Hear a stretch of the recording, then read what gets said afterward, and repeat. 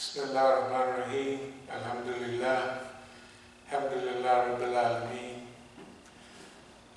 Today's subject is, I guess it's the 11th of October.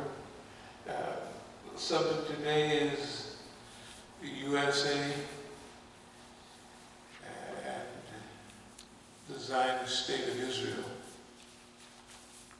Or what did we call it? The U.S.A.? Yeah, U.S.A. domesticated by Zionists. Domesticated, yeah. When something is domesticated, like a cow is domesticated, if you look at the things that the human being domesticated first, there's two basic things. The cow was domesticated, and then lamb and sheep, all those things were domesticated. Why? Because they produce milk, which they recognize as healthy, and if they got cows and sheep all around the house, they got instant food. They got instant nourishment. And then the dog. Anybody that owns a dog know when they go, the dogs are automatic fire alarm. They bark at everything. And also, when you take them for a walk in the hills, they run ahead of you. And they're always smelling and looking for everything. If there's something danger out there, right? One block ahead of you, the dog's gonna make you aware of it right away. He's gonna stop and bark at it. So he was useful. And then he was obedient. And then you could train him also to hunt. You know, dogs tree out other animals, and then you can shoot the animal, you know, what have you. So dogs, cattle, sheep, and all that were very useful for the human being. That's why they were domesticated first. On the subject of the domestication of the United States by Israel, if we look at the recent history of Israel and of America, the United States supports Israel and they back the Israeli state on all occasions. And in America, you could talk about black people, you could talk about white people, you could talk about Latinos, you could talk about any kind of conglomeration of people that they have in America. But you cannot talk about Israelis, or let's say Jews. That's the power that the Israelis have over the U.S. government. Everyone's either a Holocaust denier or they're anti-Semitic or something like that. When they have votes in the UN, sometimes they go like 120 to 1. One country that abstains from voting in the Security Council is the United States because they support Israel. When we talk about the domestication of U.S. government and policy, that means the United States of America has become a domesticated subject of the Zionist state of Israel. I want everyone to recognize when we're talking about Zionists, we are not talking about Jews. The Jews who are friends of ours say that it is the Zionists that hijacked their religion. And instead of saying Judaism is not Zionism, now they're saying, yeah, no, Judaism and Zionism is the same. But they're not the same at all. We don't have time today to go into the details. I think next week we'll go into a little bit of that. But as far as the policy of America is concerned, we believe that Mossad has the ability to start trouble for America. We believe that it benefits from the trouble that America has. We believe that Mossad and the Zionist state of Israel is aware of America's decline. They want to increase that decline, but they also want to benefit from the decline of America in the global atmosphere. So how would you, or why would you want to control America? The first thing we said in Salatul Jummah last week was that after the Gulf War, #1, between Iran and Iraq lasted 8 years, basically everybody in the world supported Saddam Hussein, or Iraq against Iran. So when that war was over, Iraq had a big army and it was well equipped. This was a threat to the Israelis. Even during the Iran-Iraq War in 1982, the Israelis bombed a nuclear facility in Iraq, and they wasn't at war with Iraq. So when we look around the world, we see that the Israelis can do whatever they want to anybody they want, anytime they want. That's because of U.S. protection. So why would the U.S. allow itself to be controlled by Israelis? First of all, Israeli had America invade Iraq and start wars over there for Israeli benefit. Why? If you break down the Iraqi army and weaken it, it won't be able to fight Israel. If you take the largest country in that region, Iran, if Iran is an enemy to the Zionist state of Israel, you don't have to wonder why Iran is sanctioned, it has boycotts. Everything that you can hear negative about a country, you hear about it in Iran. But if you go there, you don't find none of that negativity.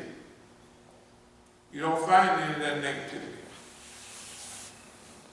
So the point I'm going to make for the second or third time is that Donald Trump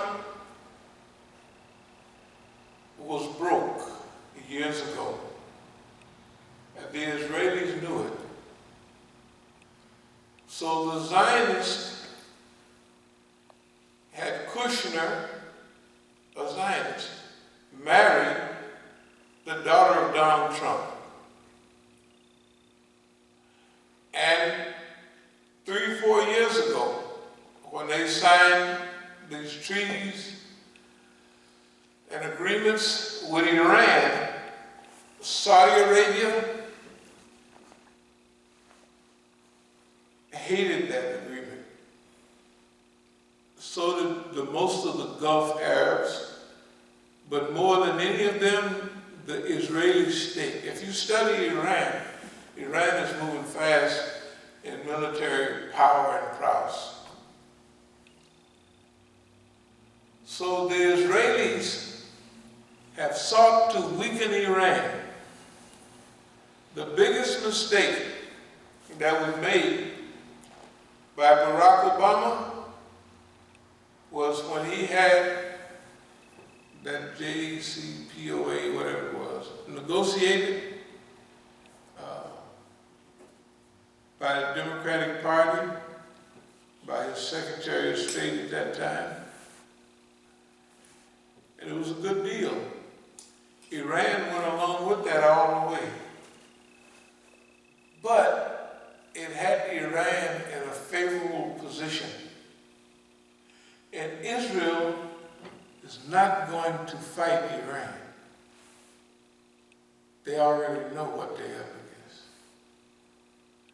But they'll have America fight Iran.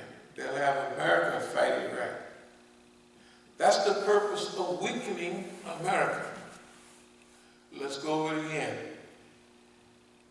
Donald Trump was hired by the Israelis. It is their forethought looking ahead. Who can we subvert out of the American people that has enough popularity that we could make the president of America and he would do our bidding 100%? Well, they looked around and that was Donald Trump. He owed so much money. Whether it's 300 million or 400 million. That make him, he's a, what do they call it? He's a risk, a defense risk. Security risk to owe all that money, right? And who has the talent for buffoonery? Donald Trump. A reality show, right? You're fired. And Donald Trump's role model was Hugh Hefner, the old man sitting there in a night coat. Donald Trump was a perfect specimen. No. What you see in America today is contrived. It is contrived. So let's try to go over this contriving. Point number one, they want America weak. They also want you to show that America has credibility by sending everybody to the poll that would go. So you have a constant drip, drip, drip, now it's a waterfall of event after event. And if you're not paying attention, it don't make sense. What Donald Trump says one week don't make sense with what's happening the other. Why a police officer would kill a man in public with no feeling or remorse whatsoever, knowing that every rebellion in the United States, going back at least 60 years, was produced because of police brutality. The Watts riot, some troubles in Oakland and what have you, was all, the Black Panther Party was formed to follow the police around, take their names, and make sure don't nobody get hurt. That was their job. That's what they did. They didn't have shootouts of the police. That wasn't their job. But the police made it their job. Therefore, the system in America has been manipulated, and as it's manipulated, you have to look around and see who would benefit from all of this chaos. And is this chaos designed chaos, or is it accidental chaos? Well, we have reason to believe, based on the background, okay, when they killed our brother up in Minneapolis, other cities, brothers are killed and shot and murdered, the people come out to demonstrate. When they come out to demonstrate, the demonstrators are manipulated and controlled by the one that ordered the killing. The American government and the Israelis, the most powerful lobby in the United States is Israel. The most powerful lobby in the United States is the Israeli lobby. not the Saudis, not this, that, and another, but the Israelis. So let's look at the chaos that we have in America. But also let's look at who benefits from the chaos, who benefits from the disunity of Americans. So if you're the Israeli state, you want to keep America big but weak, domesticated, so that you could use America without any problem for your own benefit. So if you need somebody to fight Iranians, you have Americans to go, right? If you wanted somebody to destroy Iraq, the Americans went and did that. So the Israelis, Mossad, by deception we ruled. This chaos looks like chaos to you and I, but it is designed chaos. Well-designed chaos. Number one, the demonstrations. Demonstrations will let out our grievances and give us a little relief valve for a minute, but it'll be controlled by forces that have the ability to control. Number one, our people will be fully nonviolent. Fully nonviolent. But they have their created groups, what they call Antifa and all those groups are created by the Zionists and the West. They're created by them.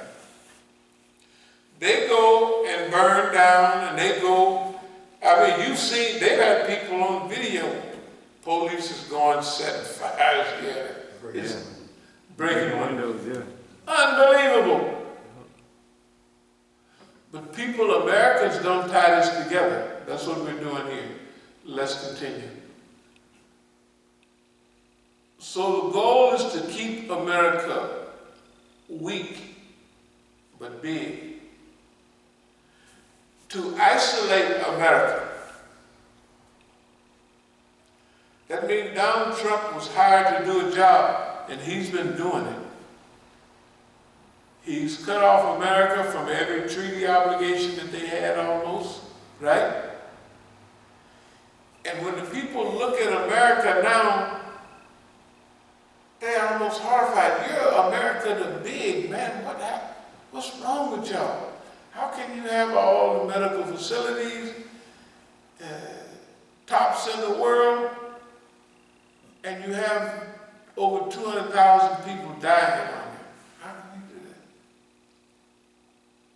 Let's continue.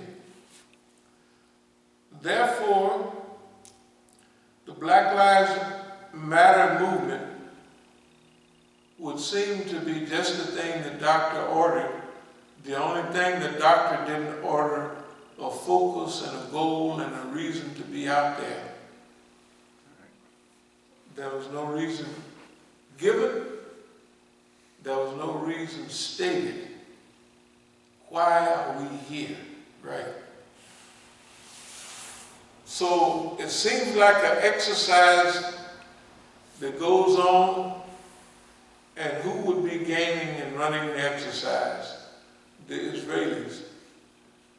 Therefore, Donald Trump would start fitna inside of the United States. The people will see that fitna and think, oh my God, there's going to be racial tension and a racial war in America. Not so. Anybody that can think would see that the general population in America done moved away from that. But you have to have groups. The people marching down in Charlottesville. Jews will not replace us. Well, it was probably the Jews telling them to say that. Because the other white men in these big, powerful groups, they had something here in D.C., and it wasn't 5 white people came, the people in this group. That means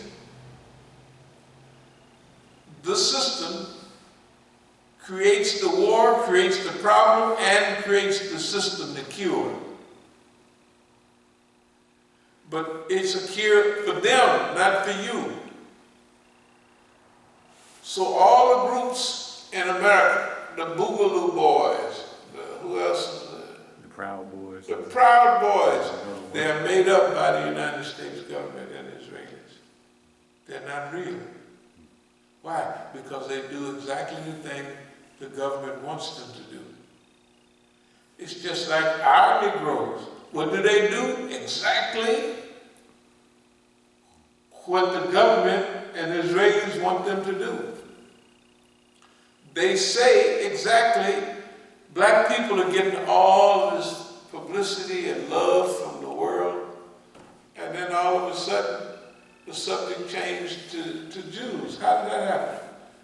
Some paid Negro said something somewhere. I didn't even research it. I know that every time they want something and they get it, they manufacture what they got. So back to America.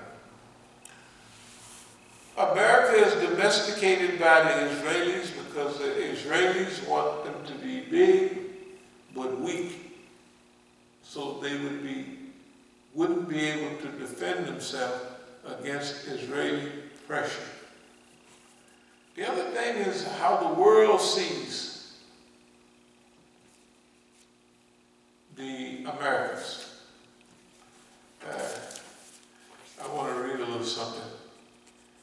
And at first it won't seem like it makes sense, but it will. In the name of Allah, most gracious, most merciful.